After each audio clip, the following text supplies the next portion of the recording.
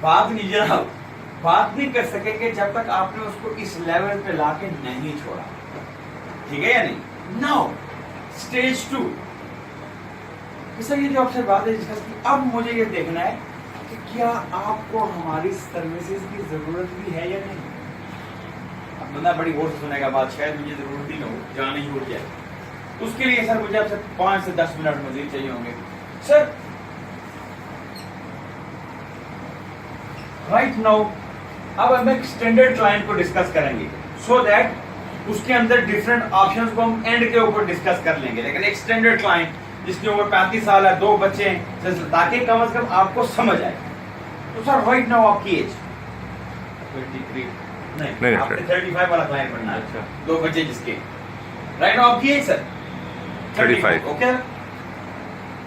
Good name از پارس.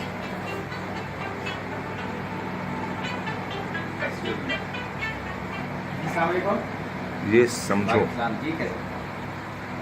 یہ تم لوگوں کو سب کچھ دے گا، یہ سمجھ گئے. میری بھی ضرورت نہیں تم لوگوں کو. جلدی جاؤ اور جلدی آؤ. ٹھیک ہے. اچھا کل میں ابھی کیسا میٹنگ میں پشاور میں آپ کو فری ہو رہا ہوں، بتا رہا ہوں. ٹھیک ہے، تھینک یو. اچھا جی، رائٹ ناؤ 35 ایئرس کامران صاحب آپ کی ایج ہے. آر یو میرڈ سر؟ یس. کتنے بچے ہیں ماشاء اللہ؟ 2. ان کی ایجز تقریباً 4 سال اور 6 سال.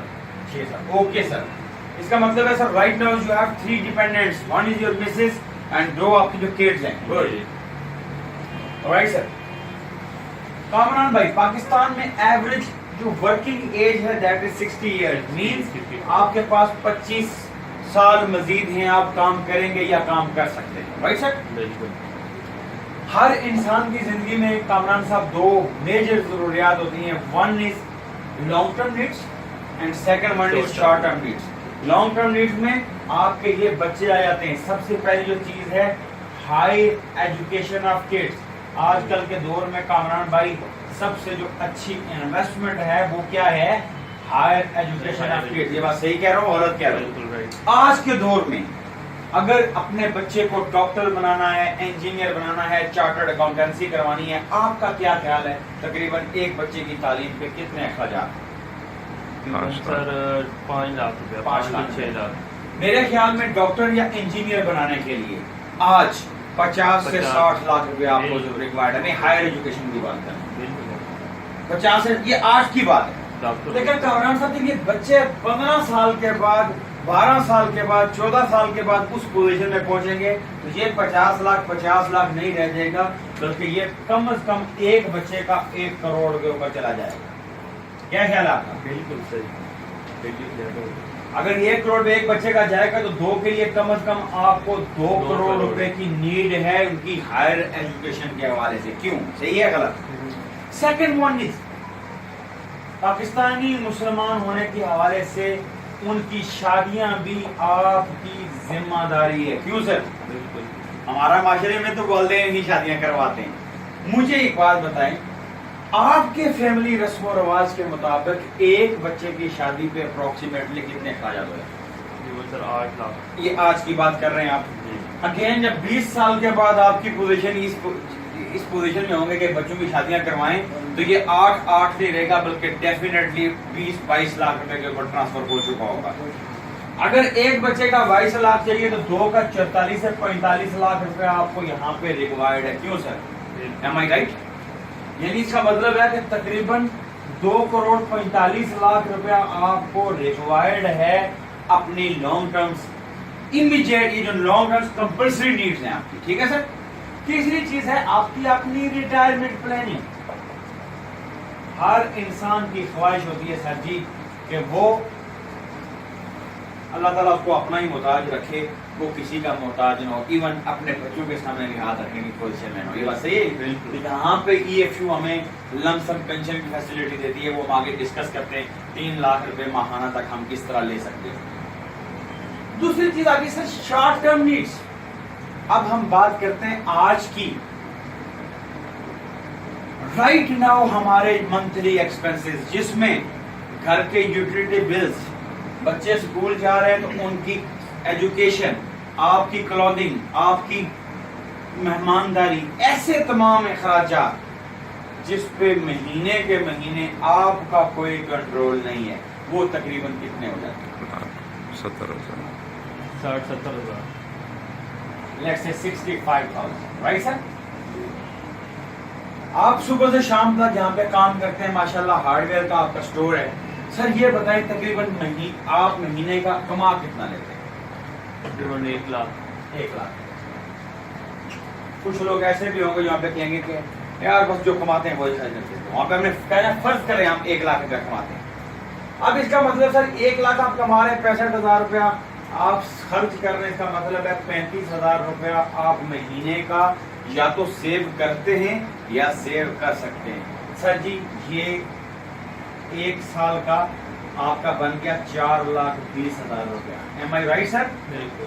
اس 4,20,000 روپے کو کامران بھائی رکھنے کے لیے آپ کے پاس 2 آپشنز ہیں۔ نمبر 1، یا تو اس کو کسی بھی بینک میں رکھ دیتے ہیں جو کہ عام طور پہ کوئی بھی کاروباری آدمی نہیں رکھتا، یا اس کو ری انویسٹ کر دیتے ہیں اپنے ہی بزنس کے اندر یا کسی اور بزنس میں، کیوں؟ مزید پیسہ کمانے کے لیے۔ یہ صحیح ہے سر؟ اب بات یہ ہے کامران بھائی آپ یہاں پہ صبح سے شام تک کام کر رہے ہیں، 1 لاکھ کے لیے نہیں کام کر رہے، آپ کی کوشش ہے 1,50,000 کے اوپر جائیں، آپ کی یہ کوشش ہے 2 لاکھ روپے کے اوپر جائیں، آپ کی یہ کوشش ہے 2.5 لاکھ کے اوپر جائیں، آپ کی یہ کوشش ہے 3 لاکھ روپے کے جائیں، اور اسی کے لیے آپ ڈیلی بیسس کے اوپر محنت کر رہے ہیں، اور یہی آپ کا ارننگ پوٹینشیل ہے in future, right sir?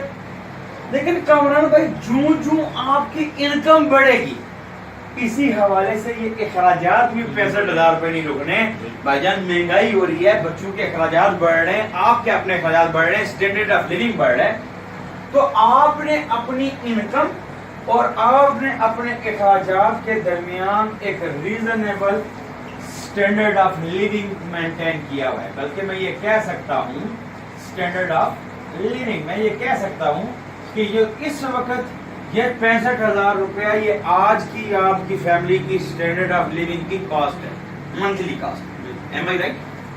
Now ہم 4 انکنٹرولبل چیزوں کو ڈسکس کرتے ہیں۔ Number 1، diseases.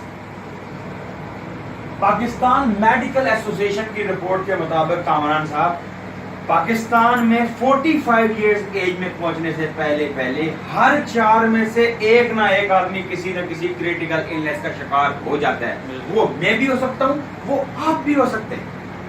EFU کارپوریشن نے پاکستان کے اندر میڈیکل انشورنس کا آغاز کیا اور 1 لاکھ سے لے کے 15 لاکھ تک ہم یہاں پہ زندہ حالت میں علاج کے لیے پرووائڈ کر سکتے ہیں، رائٹ جی؟ بالکل۔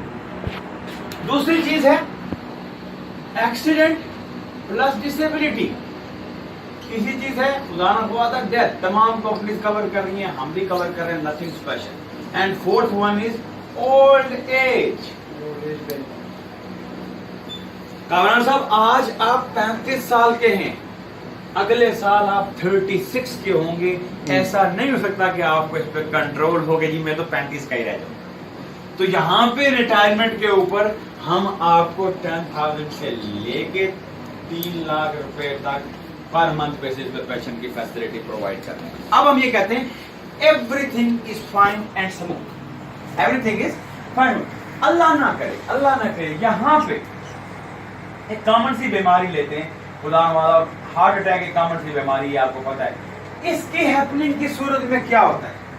ہر چیز فائن اینڈ اسموتھ طریقے سے چل رہی ہے، اچانک ایک سلسلہ آ گیا، بیماری اللہ نہ کرے آ جاتی ہے، یہ ہارٹ اٹیک ہے، اس کی ہیپننگ کی صورت میں کیا ہوتا ہے؟ یا تو فار دا ٹائم بینگ بندہ ڈسیبل ہو جاتا ہے یا آپ کو کمپلیٹ ریسٹ پہ جانا پڑتا ہے۔ کیوں؟ صحیح کہہ رہا ہوں گا؟ اب ہوگا کیا سر کہ یہاں پہ جب اس پوزیشن میں پتہ چلا جاتا ہے تو فوری طور پہ آپ کے اخراجات یہاں پہ یہ جو اپنے پیسے سیونگز کے اندر رکھے ہیں یہ فوری طور پہ کہاں پہ لگنے شروع ہو جائیں گے؟ بیماری میں۔ بندہ اسی لیے پیسہ سیو کرتا ہے نا کہ ایمرجنسی میں کام آئے۔ اور ایٹ دا سیم ٹائم جس وقت یہ پرابلم ہو گیا تو آپ جب اپنے بزنس میں نہیں ہیں تو آپ کی انکم کیا ہو گئی؟ سٹاپ۔ کیوں؟ آپ اپنی پوزیشن اپنے بزنس میں خود سمجھتے ہیں. آپ ہیں تو نظام چل رہا ہے، آپ نہیں ہیں تو کوئی بھجن کما کے نہیں دیتا. یہ بات صحیح ہے یا غلط ہے؟ تو جب یہاں سے ارننگ پوٹینشیل سٹاپ ہو گیا تو اب کیا ہوگا؟ جو ریزروز میں پیسے آپ نے رکھے ہوئے یہ فوری طور پہ کہاں لگنا شروع ہو جائیں گے؟ بیماری میں. اور ایٹ دا سیم ٹائم یہ پیسے کہاں پہ جانا شروع ہو جائیں گے؟ آپ کے منتھلی اخراجات. آپ کے یوٹیلیٹی بل تو نہیں رک سکتے، بچوں کی تعلیم تو نہیں رک سکتی، مہمانداری بڑھ جائے گی، روک تو نہیں سکتی. تو ہوتا کیا ہے بھائیجان کہ جب ایک ہیڈ سے دو طرف پیسہ جانا شروع ہو گیا، بیماری پہ بھی اور منتھلی ایکسپنسز کے اوپر بھی، جبکہ ارننگ پوٹینشیل سٹاپ ہونے کی وجہ سے یہاں پہ پیسہ آنا بھی سٹاپ ہو گیا، تو پیسہ کماتے وقت تو بھائیجان سالوں لگ جاتے ہیں، خرچ کرتے ہوئے دن بھی نہیں رکھتے. ہوتا کیا ہے کہ due to shortage of finances یہ جو اسٹینڈرڈ آف لیونگ آپ نے سالوں میں مینٹین کر رکھا ہوا ہے اٹ آٹومیٹکلی کم ہو جاتا ہے. کوئی بھی انسان یہ نہیں چاہتا کہ اس کا فیملی کا جو اسٹرکچر اس نے بنایا ہوا ہے، جو اسٹینڈرڈ بنایا ہوا ہے وہ نیچے گرے. بچے ایجوکیٹرز میں پڑھ رہے ہیں وہ نیچے آ جائیں، اسکول کی فیس، کوئی بندہ ایسا نہیں چاہتا. لیکن خدا نہ خواستہ اس ہیپننگ کی ضرورت میں ہو سکتا ہے. تو یہاں پہ ای ایف یو آپ کو ایک لم سم اماؤنٹ پے کرے، آپ کے ارننگ پوٹینشیل کو ڈسٹرب کیے بغیر، آپ کے ریزروز کو چھیڑے بغیر، تو کیسا آئیڈیا ہے؟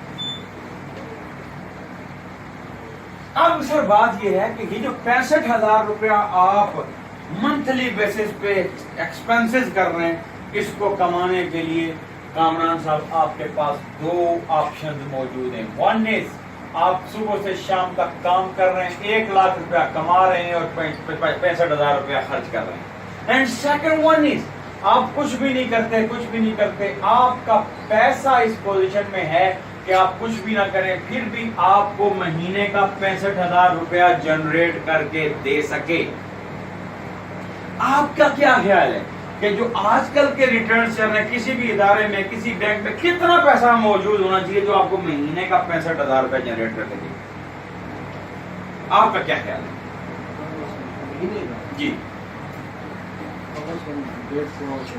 کم از کم میرے اندازے سے اگر بہت ہی اچھے ریٹرن والی بات ہے تو 80 لاکھ روپیہ تقریباً موجود ہوگا، تو وہ آپ کو کم از کم 65,000 روپیہ کما کے مہینے کا دے سکتا ہے. 80 لاکھ پلس.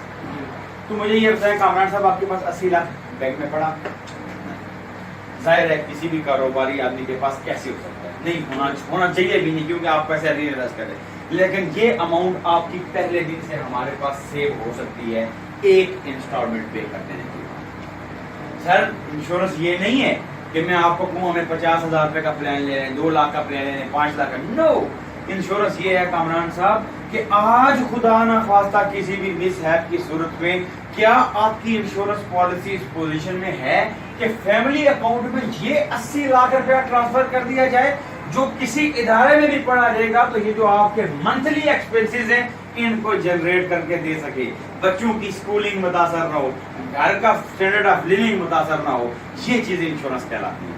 تو کیا آپ اپنی اس 80 لاکھ روپے کی انشورنس نیڈ سے متفق ہیں؟ یس. اوکے.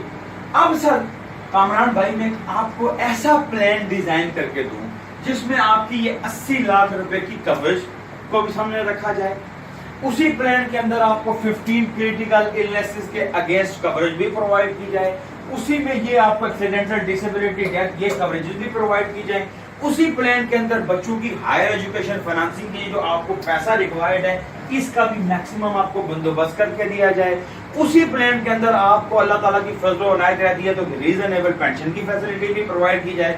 تو یہ بتائیے مجھے کہ اس 80 لاکھ روپے کی نیڈ کو سامنے رکھتے ہوئے آپ ہمارے ساتھ ایئرلی بیسس پہ کتنا پیسہ انویسٹ کر سکتے ہیں جو آپ کے لیے بوجھ نہ بنے ایئرلی بیسس پہ، وہ بتائیں اپنی سیونگز میں سے. 50,000. اچھا میرے حساب سے جو اس کے اوپر آپ کا پلان بنتا ہے وہ کم از کم آپ کی ایج کے اوپر 3 لاکھ روپے کے اوپر بنتا ہے. بٹ یہ جو 50,000 آپ بتا رہے ہیں اگر آپ کو ایک ایسا پلان ڈیزائن کر کے دیا جائے جس میں اس 50,000 روپے میں میکسیمم ان چیزوں کا آپ کو بندوبست کر کے دیا جائے، آپ کو ہمارا پلان ہر حوالے سے پسند آ جائے، تو کیا آپ اس پوزیشن میں ہیں کہ یہ 50,000 اسی وقت فائنل کر سکیں؟ फाइनेंशियली कोई प्रॉब्लम तो नहीं है? ऑलराइट सर, आपकी एग्जैक्ट डेट ऑफ बर्थ क्या है सर? उसके मुताबिक मैं आपको प्लान दे देता हूँ सर, और इंशाल्लाह आपसे मुलाकात करेंगे। Thank you very much. ठीक होगी बात है?